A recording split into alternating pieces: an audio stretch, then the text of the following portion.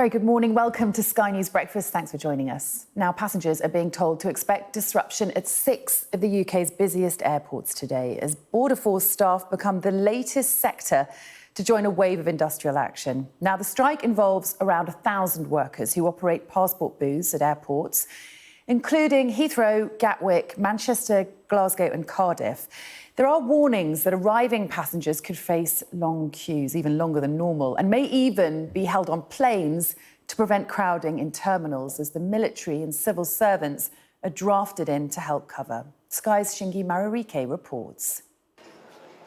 Another day, another strike in this winter of walkouts.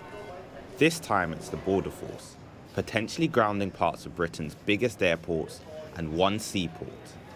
About 1,000 members of staff who operate passport booths, taking action over pay, jobs, pensions and conditions. Their union, the PCS, are asking for a 10% rise. Something members like Jack say is a must as this cost of living crisis worsens. We've got people who can't afford to go to work. They can't afford to put the fuel in the car, or they're struggling to pay the heating bill in winter.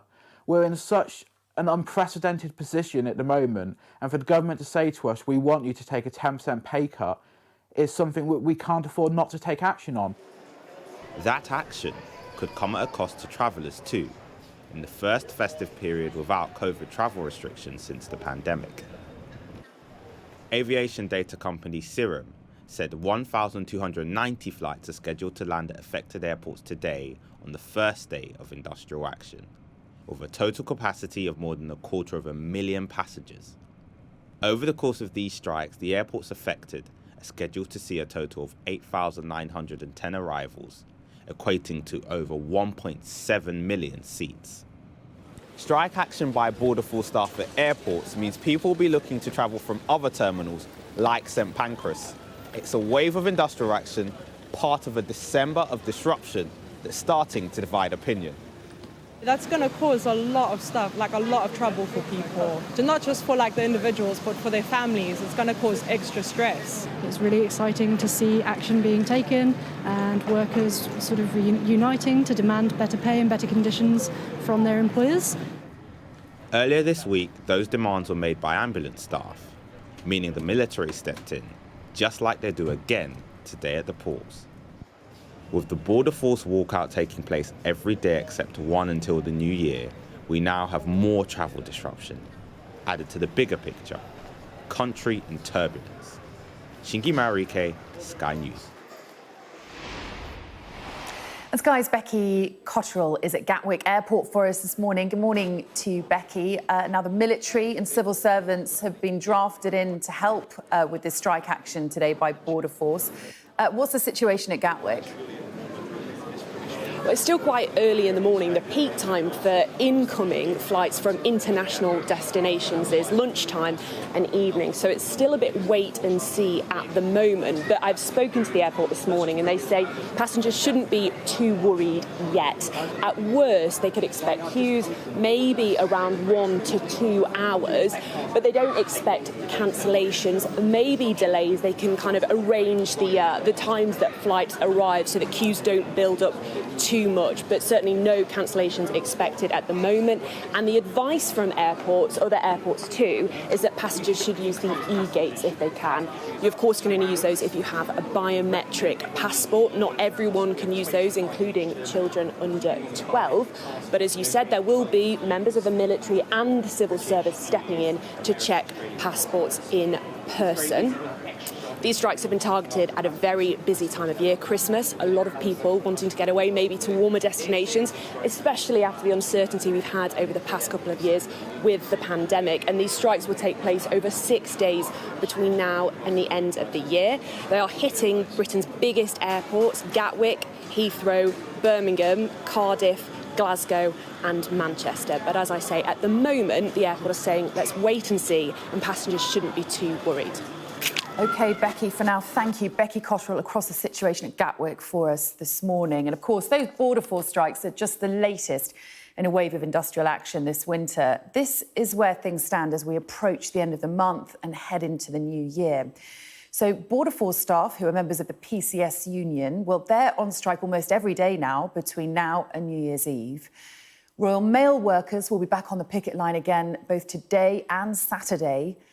The RMT union will stage more rail strikes from Christmas Eve until the 27th of December. Ambulance workers will have their second strike on the 28th of the month. National Highways employees are striking today, with more planned action later in the week. And January strikes confirmed so far include paramedics on the 11th and the 23rd of the month. And rail workers will walk out too between the 3rd and the 7th of January. Now, the Royal College of Nursing is set to announce the dates of further new strikes in January too later today, after making a final appeal to the government to get around the negotiating table. Well, we can bring in our political correspondent, Ali Fortescue, for more on this. Certainly a perfect storm of strikes this month and over the Christmas period, Ali, and it certainly feels like the pain is not going to be over come the new year.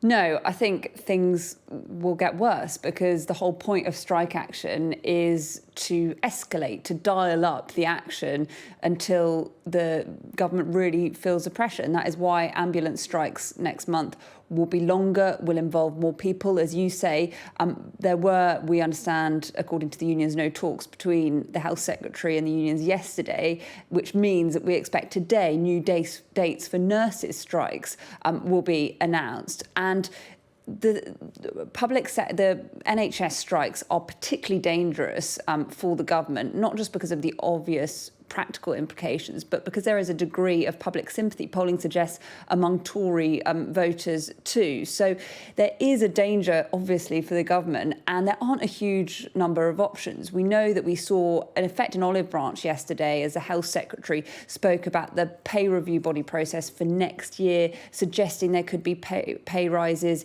in the spring, but not talking about changing anything right now. And that obviously hasn't been enough for the unions. They say that they've faced real terms pay cuts over a long period of time. The government say that this is about trying to keep down inflation, and both sides are miles apart. When it comes to talking about a deal on nurses, for example, the government talking about less than 5%, the unions talking about 19%. We saw in Scotland that their offer of 6.5% didn't manage to avert future strike action, wasn't a deal that was reached with the unions. So you can see there just how far the government would have to go if they were to try to stop these strikes from happening. So it is difficult for the Health Secretary. It's difficult for the Prime Minister too. He's been accused of being missing in action, not showing leadership. I think he wants to show that he's tough on the unions. He's talked about tougher laws for the unions, but in the short and medium term, that is going to probably not change anything. And as the strikes escalate and really start to have an impact on people's lives, that position is going to get harder to hold. OK, Ali, for now, thank you. Well, returning to those Border Force strikes now, and workers have started a week of industrial action over Christmas and into New Year's Eve. Well, Adam Jones is head of passenger operations and services at Gatwick Airport. A very good morning to you. Thank you for joining us. Now, this is just the first day of strike action by Border Force staff, only working one day now between now and New Year's Eve. How much disruption are you expecting at Gatwick? Well, I've just come from the border where everything's working smoothly with the contingent staff in place. We expect passport checks to take a bit longer, and we do anticipate some disruption, but flights are operating normally, arrivals and departures, and we expect that to continue. And who are manning the booths at passport control at Gatwick today? So there are Border Force staff who are not striking, members of the armed forces and volunteers from across the Home Office who have been trained to operate the border. We also have the 25 e-gates in each terminal that are operating normally for those with a biometric passport. How much training have the military had to take care of passport control? You'd need to ask Border Force that, who operate the border. They've been conducting the training and the familiarisation, but their staff are on the border right now and it's operating smoothly. And how concerned are you about the delays? What information do you have for passengers in terms of who will be most affected during these strikes? So at really busy periods, we think the disruption may extend to up to 2 hours at the border, just at the peak times. As I said, anyone who can use e-gates is advised to use them. It's the quickest way across the border. We will have extra Gatwick staff in the immigration halls, helping people get to the right desks or the e-gate, and also providing welfare support to any passengers who are having to wait for extended periods. And which passengers are able to use those e-gates and which ones will have to queue? Yes, so anyone with a biometric symbol on their passport, the passport holder has to be 12 years or over, and the people from the UK, EU countries, America, Canada, Australia, New Zealand, and a few other countries are able to use them, and our concierge staff in the immigration hall will point those people to the e-gates, then get across the border as quickly as possible. And is most disruption going to impact passengers who are inbound to the UK? What about passengers also departing on flights over the next few days? Are they going to have to leave extra time as well? No, we expect no impact on departing passengers at all. All those arriving into the airport from other UK airports, the Republic of Ireland, the Channel Islands or the Isle of Man. Just give us a sense of how big this disruption could be at Gatwick and across other airports in the UK. So today is the first day of the strike, so we'll really find out how it works today. As I said, we do advise passengers to be ready for queuing. It could be up to 2 hours, so please be prepared, bring some food and water, ask our staff if you need any assistance. But we are confident the airport will operate as normal and flights will arrive and depart on time. Now, is there a risk that airports like Gatwick could be forced to close during these strikes? And what would be your message to the unions and to the government? So we absolutely see no risk of the airport shutting. The border will remain open. It is resourced by the contingency staff. And we have plans in place if queuing gets excessive, just to control the amount of traffic coming into the airport. In terms of the strike itself, we just encourage all the parties involved to reach a resolution as soon as possible. OK, Adam Jones, we appreciate your time today and best of luck with the coming days. Thank you. Thank you. And later this hour, we'll be speaking to Mark Sawatka, the head of the PCS union, which represents striking Border Force staff. Let's take a look at some of the day's other headlines now. And the Ministry of Justice has ordered a formal review into how a quadruple murderer was handled by probation officers. On Wednesday, Damien Bendel was sentenced to a whole life term in jail for killing 3 children and his pregnant partner in Killamarsh near Sheffield last year. Bendel was already in the probation system for arson, robbery, attempted robbery and grievous bodily harm convictions. The Scottish Government has warned Westminster it would challenge any attempt to block controversial gender reforms that would allow transgender people to self-identify. The Secretary of State for Scotland, Alistair Jack, said the UK government could seek to block the Gender Recognition Reform Scotland Bill becoming law after it was passed on Thursday. Charity shops are seeing booming trade as budget-squeezed shoppers search for second-hand Christmas gifts. The British Heart Foundation says it's had its biggest ever week, while revenue is also up for Barnardo's, Age UK and Cancer Research UK. US cryptocurrency entrepreneur Sam Bankman-Fried has been released on a $250 million bond. His parents signed the agreement and said they'd keep him at their California home as he awaits trial. Bankman-Fried is accused of swindling investors and looting customer deposits on his FTX trading platform, which collapsed.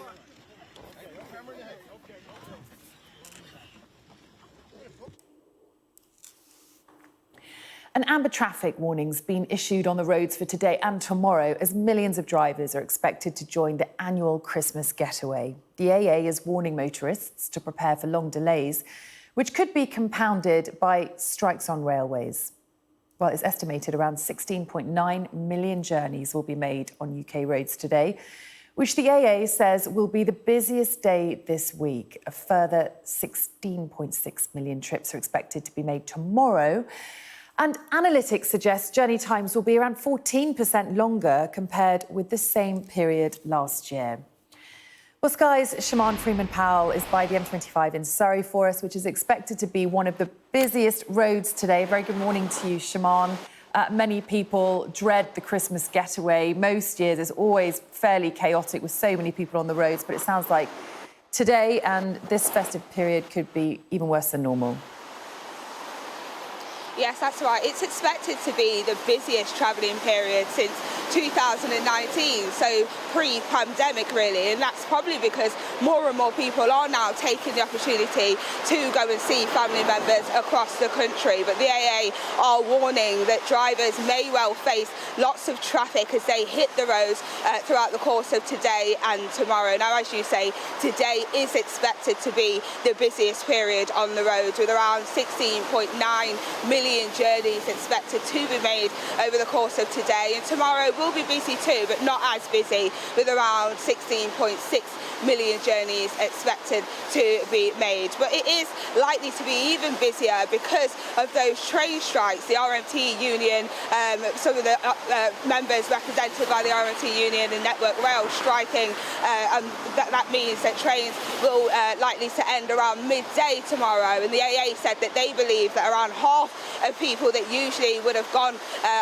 used trains to be able to travel around the country will now either get in their own cars to make those journeys or ask a friend for a lift. Now, I do have some of the roads that will be most affected by congestion. That will be the M25, the M60 near Manchester, the M6, the M40 in Oxfordshire. They're all the roads, the main roads that are expected to have heavier congestion than usual. And on top of that, we've also got planned strike action by National Highways as well. They're the people that help drivers out if there are accidents on the road. So they will do things like close lanes and direct passengers that they know the easiest roads to be able to travel on. Now, some of those will be striking in London and in the southeast of the country, which means that if a car does break down on these roads, it may take a little bit longer for them to be able to get that help. So the main advice is for drivers to make sure that they're well equipped and prepared, as they may be faced with longer journeys than usual. OK, Shaman, thanks so much for bringing us up that update. Go and stay warm somewhere, won't you? Now, as many as 135 million Americans are being warned about a massive winter storm stretching across the US. Forecasters say an Arctic bomb cyclone is likely to form as the bad weather moves over the Great Lakes. Now, the coldest weather seen enveloping Canada and the US is shown here in purple. And temperatures could plunge as low as minus 40 degrees in some places, driven by ferocious wind chills. Our US correspondent James Matthews has more. In these conditions, the Christmas getaway isn't getting very far. This Arctic storm blowing through North America has sent temperatures plummeting, closing roads and cancelling thousands of flights. This was the scene at Denver Airport, where passengers were left stranded. Once I found out that I wasn't going to be able to get on my flight, I bounced around to a few different airlines here, managed to find one and got my flight resolved. And I'll be flying out tomorrow now and just crashing here for the evening. We got on the bus to come from Boulder to the airport, and halfway here our flight was canceled, so now we're here. This was a tweet posted by a state trooper in Kansas, struggling in the snow. If you can stay home and not have to travel, please do not travel. Visibility is very, very short. You have to travel really, really slow to be able to stay within the roadway because you cannot see where the roadway is at. Tens of millions of people are living in areas subject to a weather warning. Forecasters are predicting the coldest festive season for decades. Concerns, of course, extend beyond Christmas traffic. The severe cold brings with it a danger to life. In Portland, Oregon, officials have declared a state of emergency, opening extra shelters for homeless people.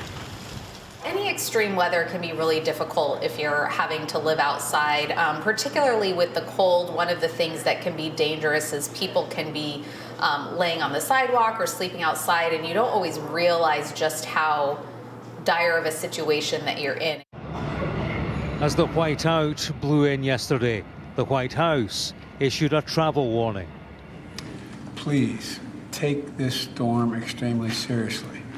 And I don't know whether your bosses will let you, but if you all have travel plans, leave now. Not a joke. I'm sending my staff, if they had plans to leave on tomorrow, late tonight or tomorrow, I'm telling them to leave now. TV providers have advised customers to download Christmas entertainment in case of power cuts. Here, the National Weather Service is calling this a once-in-a-generation weather event. It is the very dark cloud over Christmas. James Matthews, Sky News, in Washington. The US committee investigating last year's January the 6th Capitol riots has released its final 845-page report in the last few hours. Now, it accuses Donald Trump of engaging in a multi-part conspiracy to overturn the lawful results of the 2020 presidential election, adding that the events of the 6th of January would not have happened without Donald Trump, who many others followed. And his decision to falsely declare victory on the night of the election, they say, was premeditated. Welcome back. You're watching Sky News Breakfast. It's great to have you with us. Now, can Christmas angels have brown skin? That was the question posed by then 7-year-old Sophia to her mother as they decorated their Christmas tree back in 2018. Now, on a mission to make Christmas more inclusive, it prompted them to create Britain's first collection of ethnically diverse decorations. Ashna Hurinag went to meet them. Christmas trees are full of trinkets packed with memories, but the Duval and Burton family trees have some particularly special additions, decorations created by them that look just like them. I like Aretha, Queen of Soul, because you can add some soul to your tree, so she's one of my favourites. It all started with an unexpected question from then 7-year-old Sophia. We were hanging decorations on our tree in 2018, and she turned and said, "Can Christmas angels have brown skin?" And of course, I was a little bit shocked. I said, of course, they can have brown skin, but she had never seen an angel with brown skin. In fact, we were actually hanging up white angels, white elves, white Santa, and I thought, And so it wasn't until she said that a eureka moment went into my head, and I thought, actually, why isn't my tree representative?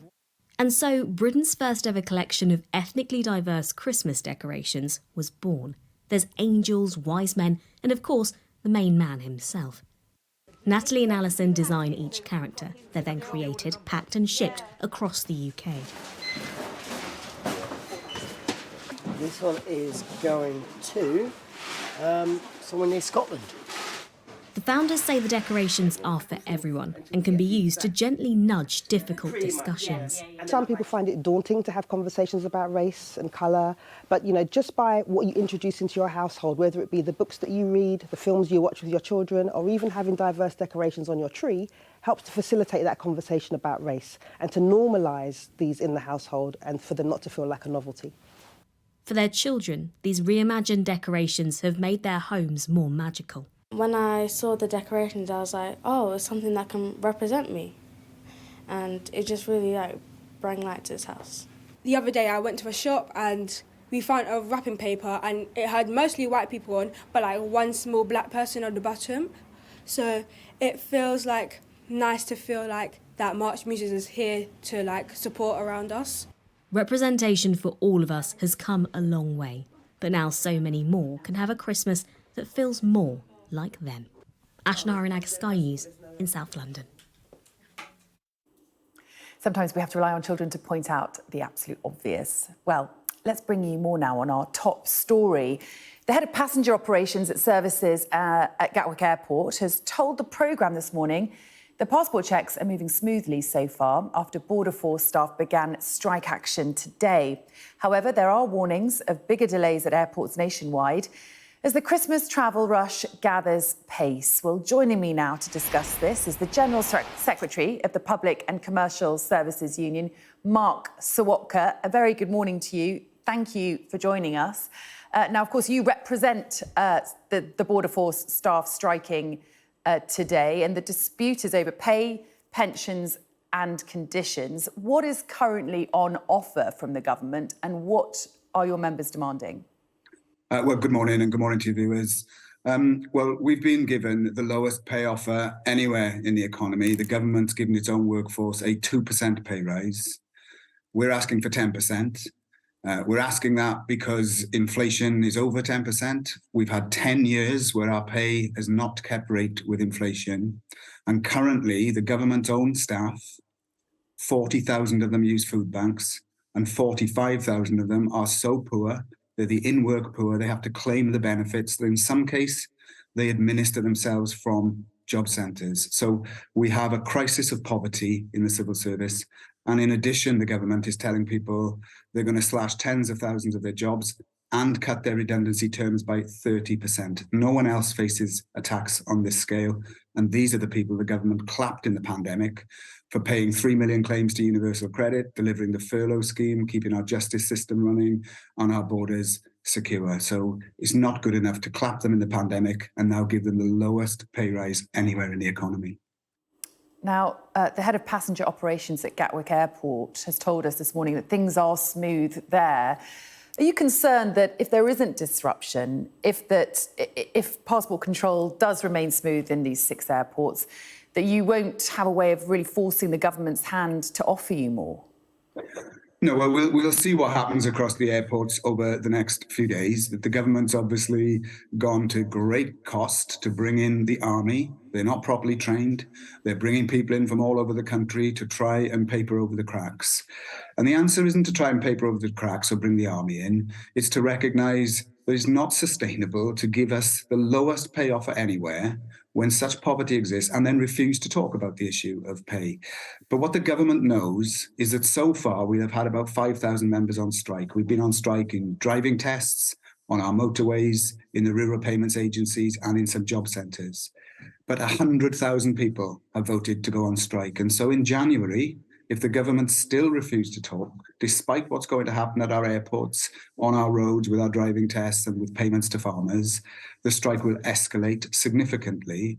And I also believe other public sector workers will make the same choice. We know that hundreds of thousands of teachers, for example, are currently balloting for industrial action. And the answer to this is not this disruption, it's not to talk about strikes, it's to get government ministers to front up, not be missing in action, talk about pay, and let us get back to providing the services that our members want to be providing. Now, we're already hearing strike dates announced for other sectors, ambulance workers, nurses, we're expecting to hear about too. Can we expect more strikes from Border Force staff in January? And what does escalation look like when it comes to your industrial action? So escalation for us, yesterday we served notice to bring members out on strike in the DVLA, which is going to affect significantly the issue of driving licenses, for example. But we also have members who voted to strike who issue passports, people who work in every major government department, including our job centre network and our benefits network. So 100,000 people have voted to strike. All of them are struggling. All of them are poorer at the end of the year than they were at the start, even though they worked harder than ever before. So escalation in the civil service will mean every government department begins to be affected. And within the Home Office itself, at the moment, we've called out staff in the airports. But of course, there are other areas like Dover, for example, and other ports across the UK that members would be called out to take strike action on. But I hope none of that happens. And I hope a government minister comes on to explain why their own workforce are living in poverty and they will not give them a penny above 2%, which is not what they're saying to anybody else in the economy. Well, it's quite clear that the government is not going to be offering an 11% pay rise. What compromise would you accept? Well, we've asked for 10%. And we've asked for assurances there won't be redundancies. I mean, your viewers may be amazed to know that there's over 1,000 people working in the job centres at the moment facing redundancies, even though you need more people delivering welfare in a cost of living crisis than ever before. If the government says they'll put money on the table, we are prepared to negotiate where that goes, who gets it, when and where, and how quickly they get it. But we want money now because the crisis is now. We are not saying it's 10% or we won't talk to you. We're saying put money on the table and we are prepared to negotiate. But the government will not do that. And they keep hiding behind this claim that is independent pay review bodies, but they know there is no independent pay review body in the civil service. They've chosen to give their own workforce the lowest pay rise of any part of the economy, and that is not acceptable. Now, National Highways staff are also on strike today, the first of 4 days of industrial action. They're also members of your union. What's your message to people trying to get home for Christmas who are now really worried about their plans, having had a really tough couple of years with COVID and now facing this disruption at the border, on the roads? What would you say to them? But what I say to them, and also the people whose driving tests have been cancelled and the farmers who are struggling to get payments from the Rural Payments Agency, is the government were told 6 months ago that this was going to happen. They were told 3 weeks ago that these particular strikes were going to happen. And yet they have not agreed to have a single meeting with us or agreed to put a single penny on the table. So anyone who faces disruption, you have a right to be angry, but your anger should be directed at Rishi Sunak and Jeremy Hunt. They could stop these strikes today. They are choosing not to. That is a disgraceful way to treat some of the hardest working men and women in this country. And if they maintain that stance, these strikes will only grow and escalate. I don't want to see that. But what I do want to see is an end to in-work poverty. And only the government can end that by giving us the pay rise we deserve. Now, soldiers and civil servants who are manning passport control at airports today have had reportedly around 5 days of training for this. What are your members who work for Border Force saying about the problems that could arise from that? Well, we all know, and Suella Braverman knows, that giving people 5 days training is no substitute for the skilled job that our members do. Because this is not just about checking passports. These are people who are trained over many months and years on the job training to be able to deal with issues at the passport control, including, for example, looking out for victims of people trafficking, looking out for people in a vulnerable situation, looking out for people who may not be all that they seem. And that takes skill. It takes skill to spot it and skill to deal with it. Having squaddies turn up with no training to paper over the cracks is not the answer. And what the government needs to ask itself is it's got military personnel driving ambulances and now at our borders. Are they going to teach our children, drive our trains, pay universal credit, collect our taxes? Of course they can't. The army is no substitute for public sector workers. We all know this. And we also all know that the government could end this today. And I'll make this final point. What we're asking for is a tiny fraction of what the government was prepared to borrow to give tax cuts to the richest people in Britain. If they were prepared to do that for the richest, why can't they find a fraction of the money for job centre workers, Border Force staff, Rural Payments Agency staff, paramedics, nurses and train workers? We deserve it. The public know that we deserve it, yet the government has gone missing in action and they are to blame for the disruption. OK, Mark Sawotka, we appreciate your time today. Thanks very much indeed for joining us. Thanks very much. Let's have a quick look at the weather. Warm memories wherever you go. The weather, sponsored by Qatar Airways. The mostly mild and changeable weather will bring some wet conditions to the roads in the run-up to Christmas, especially today when those roads are so busy. For now, rain is taking over more of Ireland and southern Britain, where it's been quite foggy too, but the north is mainly fine, if a little chilly. The rain, heavy in places, will edge further north during this morning, allowing the southwest to brighten up, but showers are likely there too. Meanwhile, northern Britain will stay mainly dry with a few sunny spells, but there will be a few showers around too, and they'll be mainly wintry on the Scottish hills and across Shetland. It'll be colder than yesterday in the north, milder in the south, but windier for everyone. And this afternoon, we'll see rain spreading across Northern Ireland, Northern England and Scotland. The weather, sponsored by Qatar Airways.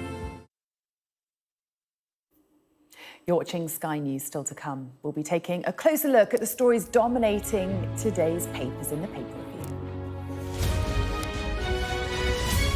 It's time now for our paper review with the broadcaster and journalist Afia Hagan and Mary McLeod, a former policy advisor to the Queen and Royal Household, who also served as a Conservative MP. Hi again to you both. Mary, I'm just going to pick up with you first, if I may. Just on that story we were talking about at the end of the last hour on the front page of the Mirror today, that King Charles' security has been stepped up. Now, of course, you were a policy advisor to the Queen and the Royal Household. What's your take on this? Is this something to be concerned about? Well, I mean, His Majesty's security is essential and his protection officers do an amazing job.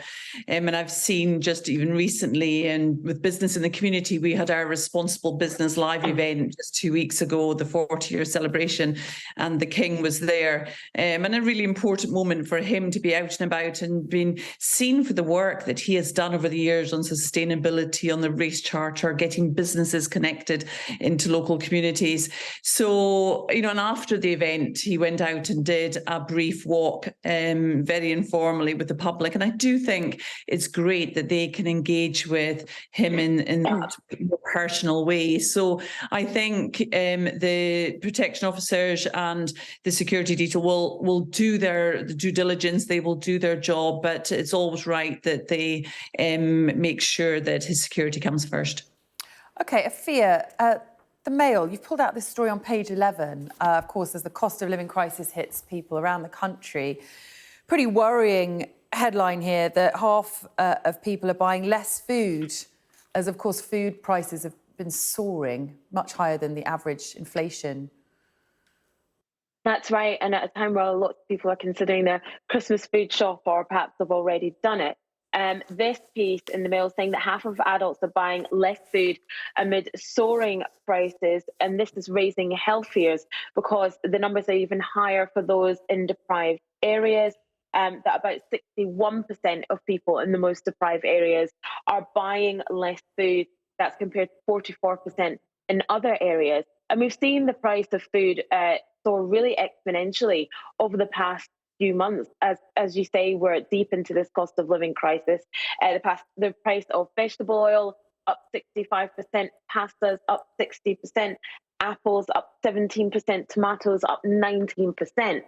So people are really feeling the crunch. And the fear is that people are not eating as healthily as they could be and as they should be, simply because they can't afford to. Also says here that people are eating less meals as well as buying less food. They're skipping meals, they're eating less meals, and people really feeling like the cost of living crisis, the high cost of food, is affecting how much they can eat. And of course, like I said, this is higher in deprived areas, and this is sparking health fears that people aren't getting the nutrients they need. They're switching to cheaper alternatives, processed foods that are not going to be as nutritious. And like I said, skipping meals, so they're not even eating as much as they should be in the first place. Yeah, it's certainly just desperate, isn't it? And so worrying, these reports of so many people, especially parents, missing meals to make ends meet. Mary, another pretty grim report, and of course news that the British public are facing is all this disruption with travel as we go into Christmas. People coming into the UK for Christmas will not only be impacted at airports with border force strikes, but also then on the rails if they need to get a train after they arrive tomorrow. And it could be families that are most disrupted. Yes, a really difficult story. I mean, it's travel disruption, the border force strikes, road, rail, air chaos, more industrial action, and it's really difficult because it does affect families doing things, traveling at Christmas. All major airports, 6 airports are affected by this, and even just people coming to do family events, traveling to their families, or if they're going to football matches or whatever it might be, it's going to affect everybody. This and where certainly the military and civil servants are stepping in to review passports at airports, but of course those things will hopefully help. And airports are telling us not to be too worried, but we just have to make sure we build in that time when we're traveling, try not to get stressed about it. There will be longer queues. Airports are saying they don't think there'll be cancellations, but of course many people can use the e-gates and the biometric passports, although children can't do that. So hopefully families will be moved up to the front of queues at airports. But yeah, it's going to be difficult. So I think probably if people expect it's going to be difficult, then just leave sort of plenty time to get where you want to be. But this is a time for friends, family, loved ones to get together, and therefore let's hope that people can still do that. Yeah, absolutely. I mean, travelling at Christmas is stressful enough, isn't it, without all this extra disruption. Pack snacks is my advice, pack snacks. Now, at the Star, Afia, you pulled out this article about Jeremy Clarkson. The criticism of his comments about Meghan Markle rumbles on. Yeah, absolutely, it does. It's sort of a weirdly written piece in the Daily Star here by Will Stone. Doesn't actually name Meghan Markle, has a picture of her there with her eyes blacked out for some reason. Not really very sure why, but yes, this is still the criticism of Jeremy Clarkson's column that he wrote in The Sun, where he wrote some really disgusting comments about Meghan Markle and how much he hated her and what he wanted to see happen to her. And now some people that support her and basically say that what he said was terrible, it was out of order, are sort of raising money for this legal battle. So they've raised £12,000 to bring, a case to court against him. I'm not really sure why they would do that. Meghan Markle, took on the Daily Mail. She clearly has the funds to be able to fund a legal battle herself if she wanted to. But I guess this is just more of the fallout from that column being printed in The Sun, and just shows you the depth of people's reactions to it, how many people continue to say that what he said was absolutely wrong. Yeah, absolutely. It certainly feels like it's not going to go away for a while, does it? Afia, Mary, thank you both so much. We'll see you again in the next hour.